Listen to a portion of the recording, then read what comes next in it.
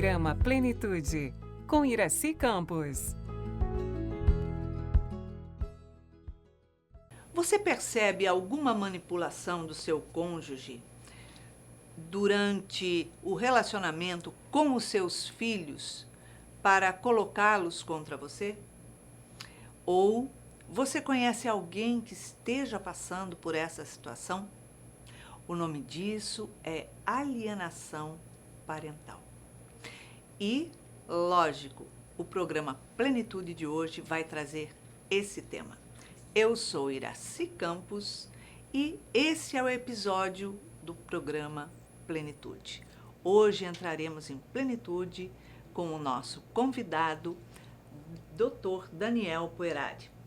Ele é advogado e professor em Direito. Seja bem-vindo ao nosso programa, Daniel. Muito obrigado, Iraci. É um prazer estar aqui novamente com você. E isso é uma coisa que acontece absurdamente, né? Muito mais do que você pode imaginar. Né? A manipulação ali dos filhos, usando os filhos para obter alguma coisa, para colocar a contrário. É terrível isso, né, doutor Daniel? Terrível, Iraci. Terrível, porque isso age diretamente no psicológico das crianças. E, infelizmente, acontece enquanto o casal eventualmente está ali ainda unido, num vínculo matrimonial ou numa união estável, mas se potencializa, é pior ainda, e até acontece em maior número depois que o casal se separa. Porque depois que o casal se separa, às vezes os adultos, né, que deveriam ter uma maturidade necessária para perceber que acabou o relacionamento, acabou o amor, mas a família não acabou. Ainda Exatamente. há aquele vínculo com as crianças, né? Então esse vínculo precisa ser respeitado. A instituição familiar, muito embora os genitores não sejam mais marido e mulher, eles continuam sendo pai e mãe. Perfeitamente. Então é muito triste ver uma mágoa, uma revolta, que às vezes existe, o que infelizmente pode ser até natural, advindo de um término conturbado, conflituoso, se transmutar, né, numa alienação parental. Um vínculo tão bonito de maternidade, de paternidade, ser violado em razão de uma mágoa. A gente vê muitas vezes crianças e até jovens que passam por essa manipulação e acabam sendo pressionados para ficar ou contra o pai ou contra a mãe. E o pior, eles se posicionam, se enchem de culpa, desenvolve aí inúmeros transtornos, acabam na mão de psicólogos, muitas vezes até de psiquiatras, né? E o problema que está acontecendo ali, ele não é só aquele espaço, aquele tempo, mas é algo que vai reverberar na sua vida adulta, na sua vida de amadurecimento, numa relação, muitas vezes até tendo comportamentos parecidos com o do pai, com o da mãe, no seu relacionamento e, lógico, muitas vezes fazendo com que eles tenham um medo enorme de ter um relacionamento ou de ter uma relação séria. E isso está acontecendo absurdamente no mundo dos jovens hoje, né? Infelizmente muito, Iraci, porque quando um genitor, né, e aí a gente fala, pode ser a mãe, pode ser o pai, enfim, não é uma questão de um gênero específico, né? Macula a imagem do outro, cria uma má referência em relação ao outro. A criança ou o jovem que precisa ter o duplo referencial materno e paterno para ter um desenvolvimento psicológico e emocional sadio, adequado, para poder se sentir seguro na sociedade, não se sente, porque não tem aquele duplo referencial. E pior, Iraci, em muitas situações a criança, mesmo sem ter culpa alguma, ela se sente aculpada por conta daquela violência, por conta daquela agressividade, e se sente desvalorizada em relação a isso. Olha o que eu fui causar para minha mãe, para o meu pai, eu sou culpado disso. Está no inconsciente da criança uma culpa que não é dela. E como você falou, nós reproduzimos. O pai e a mãe são referenciais. A criança tem ali a grande chance de reproduzir no seu novo núcleo familiar, quando vier atingir a vida adulta, aquele mesmo mecanismo pelo qual ela passou. Nós reproduzimos, né? Nós somos aí criados de modo a reproduzir comportamentos Então, é preciso ter muito cuidado, muita cautela. Quando nós temos a nossa conduta dentro do lar, nós estamos sendo espelhos para os nossos filhos. Perfeitamente. Então, é muito E importante. outra situação que acontece é que muitas vezes a mãe, além de ter o papel dela de mãe, ela assume o papel de pai numa relação onde está havendo uma separação. Ou, ao contrário, o pai assume também o papel de mãe numa relação de conflitos. Só que para que a criança tenha um psicológico saudável, o adulto tenha esse referencial psicológico saudável, precisa haver cada um respeitando a posição que tem dentro da estrutura de um lar. A mãe fazendo o papel de mãe, o pai de pai e o filho de filho, porque muitas vezes o filho que toma conta do lar. Ai, meu príncipezinho, ai, minha princesinha, ai, aqui quem manda em casa é o nosso filho que tem 4 anos. Pronto, estragou tudo já, a formação psicológica dele. Então, ele vai enfrentar conflitos. E pode, nessa situação, quando vir adulto, também enfrentar conflitos no seu relacionamento, porque ele nunca vai querer deixar de ser o príncipezinho. Ele nunca vai querer amadurecer. E numa relação a dois, ele vai tratar os filhos da mesma maneira.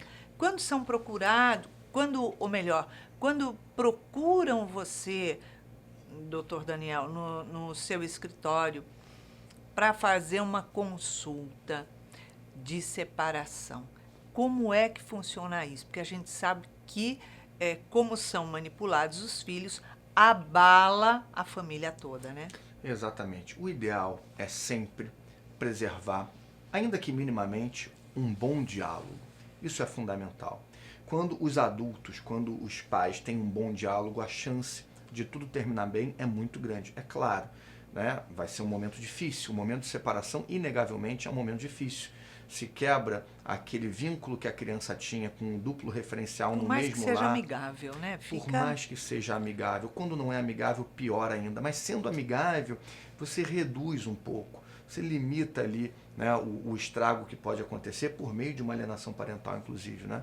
Até mesmo porque quando há uma ruptura belicosa, conflituosa, a chance de acontecer uma alienação é muito grande, por mais que a pessoa não saiba que está praticando um ato de alienação parental. A lei é muito clara, depois eu posso pegar aqui o que a lei de alienação parental traz sobre atos de alienação parental. Às vezes alguém que está em casa pode até pensar, nossa, mas eu fazia isso e nem sabia que para a lei era considerada essa conduta um ato de alienação parental.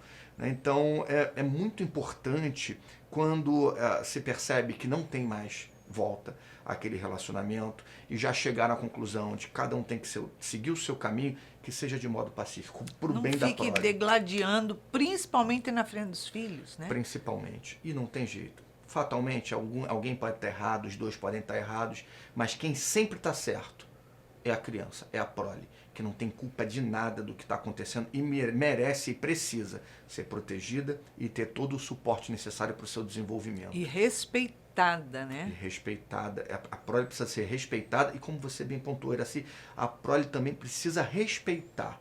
O lugar de filho é ali na posição de filho. Tudo bem, a gente tem que dar voz também às crianças, saber, olha só, vamos conversar, ouvir os sentimentos das crianças, as vontades das crianças, principalmente depois que já atingem alguma maturidade, mas a imposição de limites é papel dos pais, que já conhecem sobre os perigos da vida. E a palavra final tem que ser dos pais. Tem que ser dos pais. Não vou fazer isso porque meu filho quer, minha filha quer. Não, pera lá.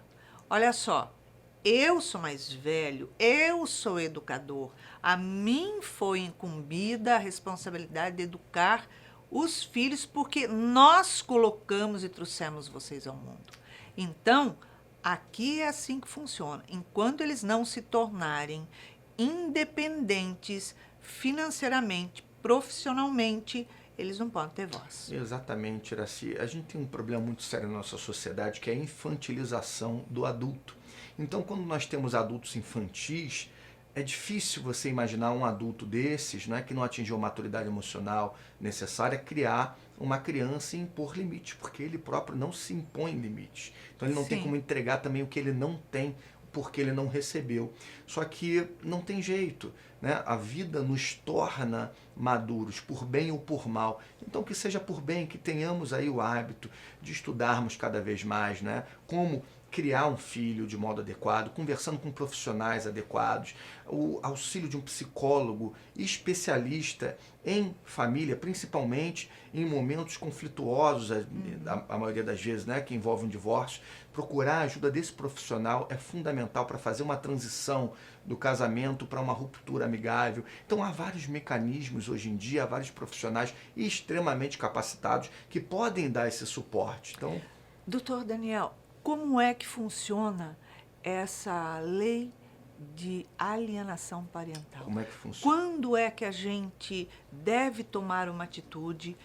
Como tomar essa atitude quando a gente percebe essa manipulação, esse jogo que faz com a criança que ainda não tem maturidade e não tem fortalecido, não tem a sua emoção saudável? Ainda não tem, porque está em formação. Como é que acontece isso? Como acontece? O ideal é o genitor que consegue perceber um ato de alienação parental. Exemplos, né?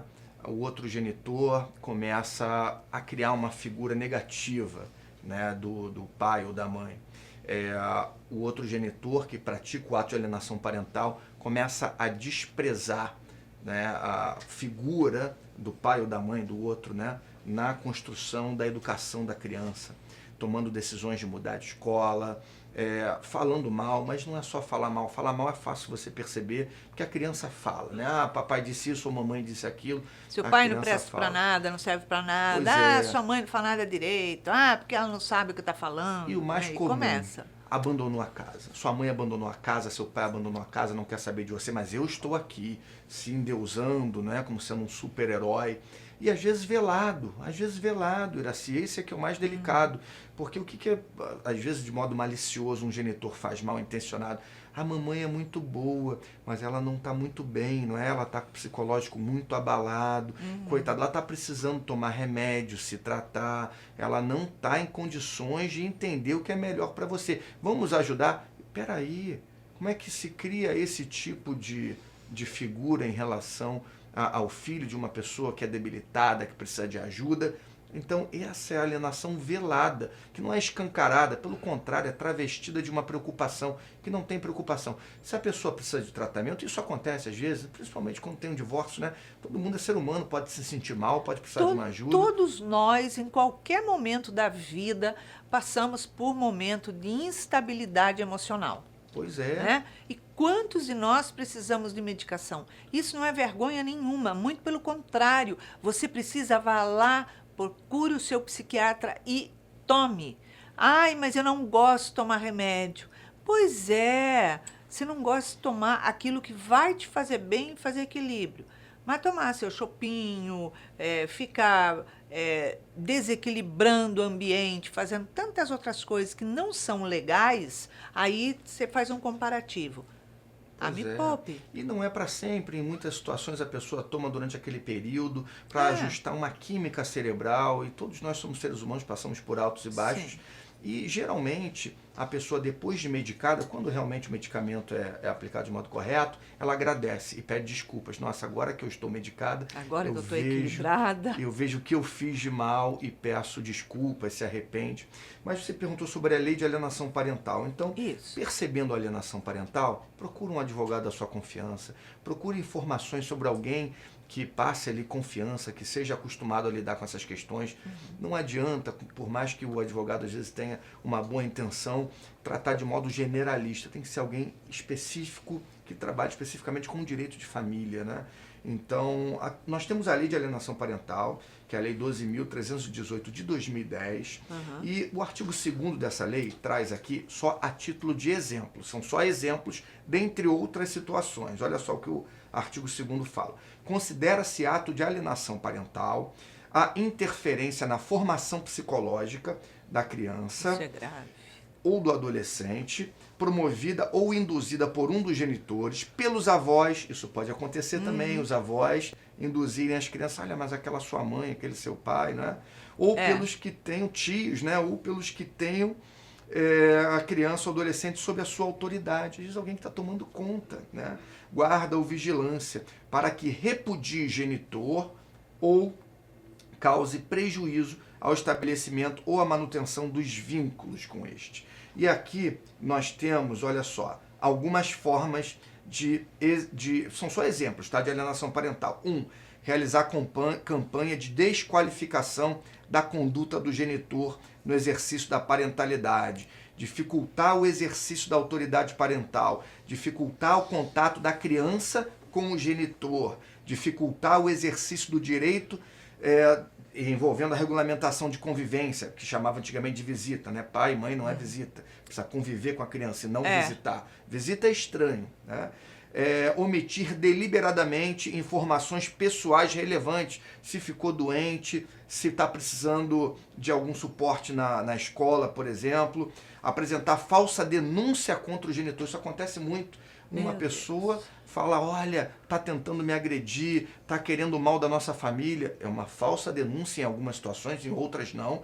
Precisa de reprimenda, precisa de apoio, precisa de suporte. Essa pessoa que está se sentindo ali violada no seu direito, na sua integridade física. Mas quando é deliberadamente ali para prejudicar o outro genitor, é um ato de alienação parental. Mudar de domicílio para local distante, sem justificativa, prejudicando o convívio com o outro genitor, dentre outras inúmeras situações, né? Quantas vezes isso não acontece aqui? Nossa, eu mesma atendi esses dias um caso assim, da pessoa querer mudar com a criança para fora do país, para manter o pai afastado, dizendo lá que a tia tem condições financeiras fora do país para dar uma vida maravilhosa. Então, e a gente sabe que não é isso, né? Mesmo porque as duas partes não se davam na própria família. Então, você começa a ver como lesam, né, o emocional dessa criança, dessa pessoa. Agora, quais as atitudes que a justiça toma nessa situação? Ouve a criança de repente numa audiência, a partir de que idade uma criança pode ser ouvida, como que é o procedimento? Os pais participam, não? Como é que acontece? Então, Iraci, essa questão é bem interessante, porque às vezes as pessoas ficam preocupadas, nossa, mas eu vou expor a minha criança ao Tribunal de Justiça, a um juiz, né, algum promotor de justiça, alguém que vai estar lá, um advogado mal intencionado, eu não quero expor a criança. Não vai expor a criança. A criança que passa por uma alienação parental, ela já está exposta, infelizmente, e de modo muito cruel, né, por uma pessoa que deveria protegê-la, ou o outro genitor, ou quem faça as vezes ali de genitor, né, quem cuide da criança. Então, o que precisa ser feito? Primeiro de tudo, procurar um profissional da confiança dela, um advogado que seja um advogado especialista nessa área, porque é uma área bem peculiar, é um pouco diferente, delicado, né? Muito delicado, tem que saber, tem que ter tato para poder saber exatamente o que precisa ser feito, até para preservar a criança, principalmente. É acompanhado, geralmente, de um psicólogo da justiça ou não? Então, como é que funciona? Procura um advogado ou a defensoria pública, se a pessoa não tiver condições financeiras. A partir do momento que se verificar a alienação parental, o advogado ou o defensor público vai ingressar com uma ação judicial para se averiguar se há ou não a alienação parental e como é feita essa averiguação.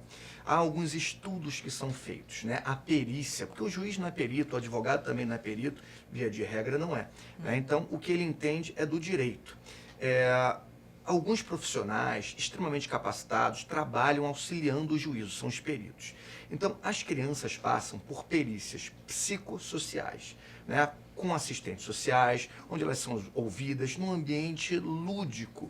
Por exemplo, aqui no Rio de Janeiro, né, onde a gente vê o Tribunal de Justiça muito atuante nessa área do direito de família e combate à alienação parental. Você tem um ambiente que é como se fosse um parquinho de crianças, onde a criança vai lá, começa a brincar, e o assistente social ou o psicólogo também, que é uma outra fase da perícia, analisa, brinca com a criança, é tudo muito lúdico. A criança não tem contato, via de regra, se tudo for feito como é preciso ser feito, com aquele ambiente de tribunal, com aquela sala de audiências. Não, a criança precisa ser preservada. Há um princípio no direito de família que ele é muito caro, ele é muito forte, que é a preservação do interesse do menor, do melhor interesse do menor. Então não interessa o interesse dos pais, eles estão em segundo plano. Primeiro vai se averiguar o que é melhor para proteger o menor. Então tem um ambiente lúdico, a perícia psicossocial, onde é feita ali toda uma análise profunda. A criança, dependendo da idade, pode ser ouvida ou dependendo da maturidade.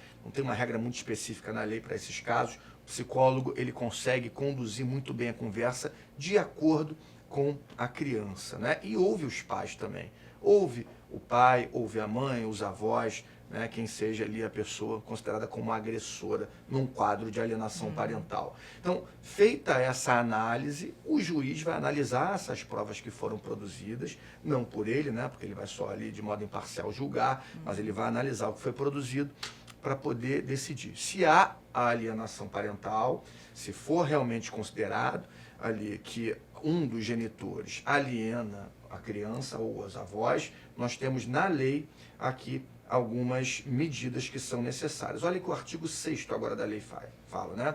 Caracterizados atos típicos de alienação parental ou qualquer conduta que dificulte a convivência da criança com o genitor em ação autônoma, ou seja, tem que ser buscado esse reconhecimento junto ao Poder Judiciário, o juiz poderá cumulativamente, ele pode tomar várias atitudes, né? Ou não, sem prejuízo da decorrente responsabilidade civil ou criminal, porque o pai que aliena a criança, a mãe que aliena a criança tem uma responsabilidade também civil e criminal para com a criança e com o outro genitor, né? Tomar algumas medidas. 1.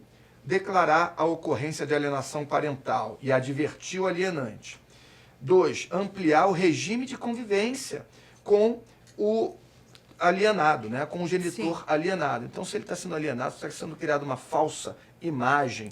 Então, ele tem que passar a conviver para ele poder conhecer, se dar o direito de conhecer quem é aquela pessoa, aquele pai ou aquela mãe. Né? Para desconstruir essa imagem negativa. Exato. Que foi feita, inclusive, a implantação na criança de falsas memórias. É essa terminologia que se usa na psicologia forense. Implantação de falsas memórias. Então, tem vários estudos que mostram que a criança, às vezes, acredita que aconteceu alguma coisa, não porque ela aconteceu, mas porque ela foi bombardeada com aquela falsa acusação. E ela replica. Fala, o que é o seu pai? Não, meu pai é um abandonador, ele é um agressor, claro. ele é isso. Né? Enfim, determinar, inclusive, a alteração da guarda. Se é a mãe que é alienadora ou se é o pai, se inverta a guarda, para poder preservar o melhor interesse do menor. Sempre a diretriz vai ser a escolha que tem que ser feita no processo, vai ser a que mais se adequa ao melhor interesse e proteção do menor. Perfeito.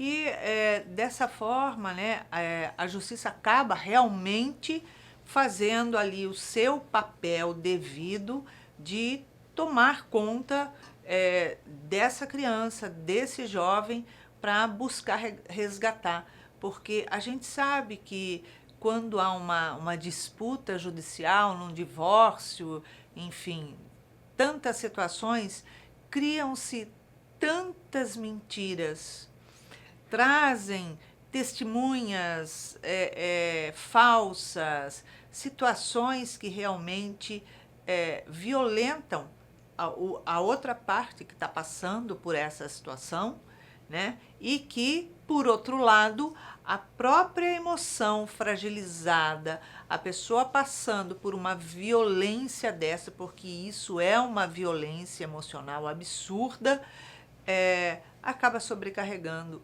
a criança, mesmo que não esteja contando para a criança, porque tem ali um desvio de conduta da parte de uma das partes, né?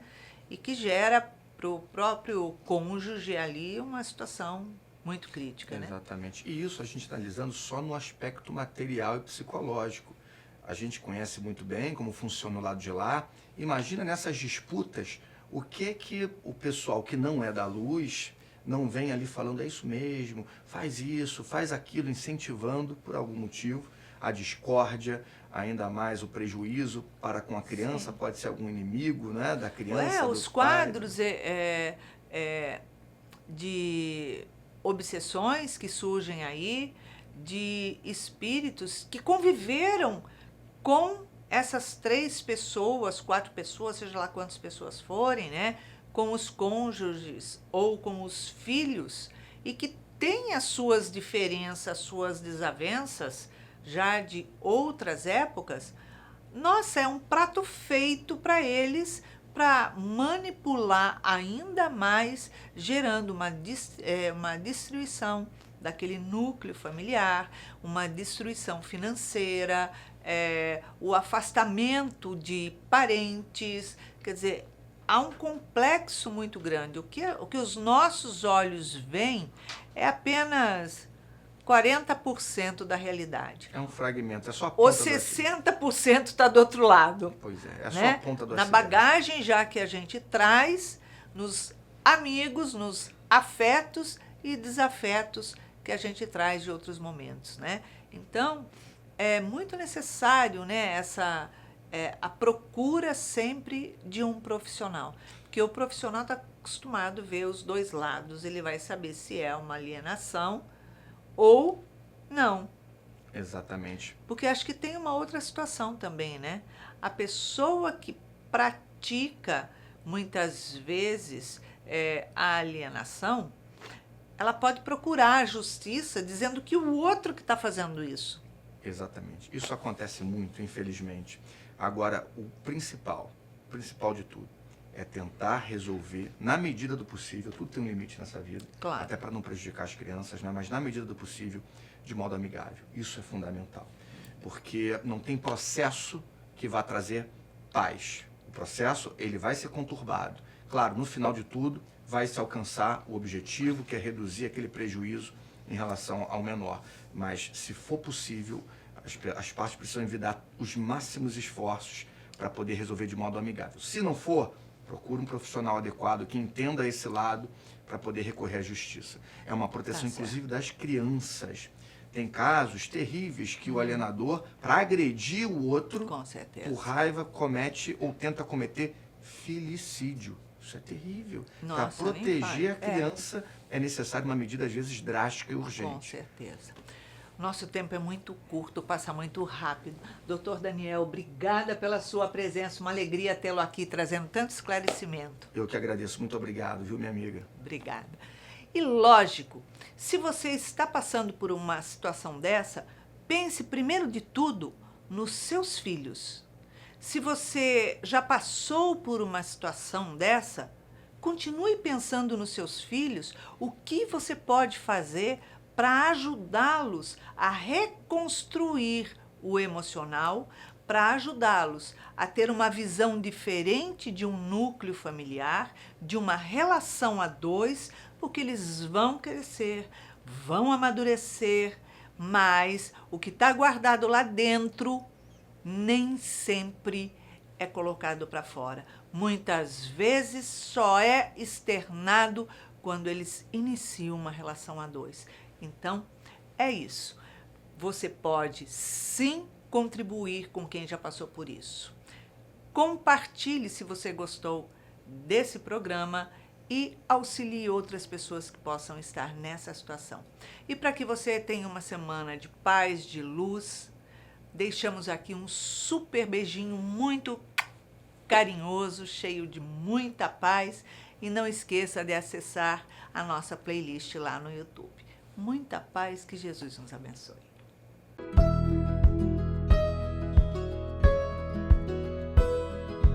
Programa Plenitude, com Iraci Campos.